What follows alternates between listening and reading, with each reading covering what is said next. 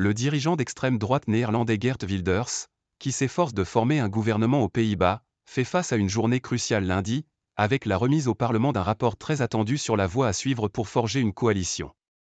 Depuis sa victoire électorale surprise en novembre, qui a provoqué une onde de choc dans toute l'Europe, M. Wilders tente de rallier à sa cause d'autres partis, avec un manifeste climato-sceptique, islamophobe et anti-européen.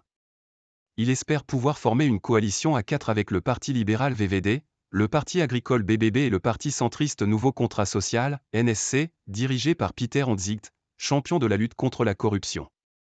Mais l'atmosphère des négociations s'est avérée délétère dès le début, les chefs de partis s'envoyant régulièrement des pics sur les réseaux sociaux et affichant des divergences fondamentales sur des politiques considérées comme anticonstitutionnelles, prônées par le Parti de la Liberté, PVV, de M. Wilders.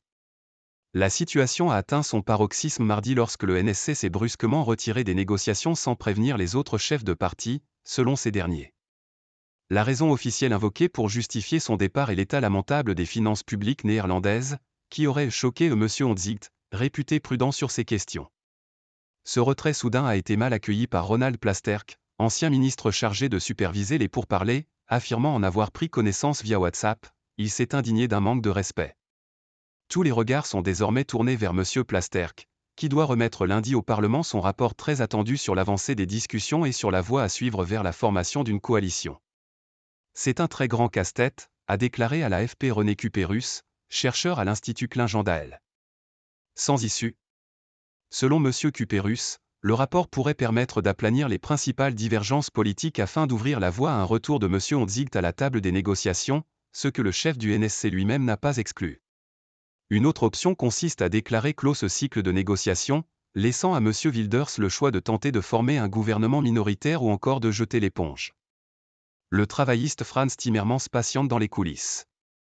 L'alliance de son parti et des Verts est arrivée deuxième lors des élections, mais pour l'ancien vice-président de la Commission européenne, obtenir suffisamment de soutien pour former un gouvernement s'annonce difficile. Le dernier recours serait de retourner aux urnes, mais un tel scénario rebute les partis politiques, qui seront accaparés au printemps par une autre échéance importante, celle des élections du mois de juin au Parlement européen.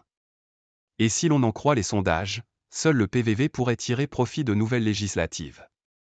Dans ce chaos, quelles sont les chances pour M. Wilders de devenir Premier ministre ?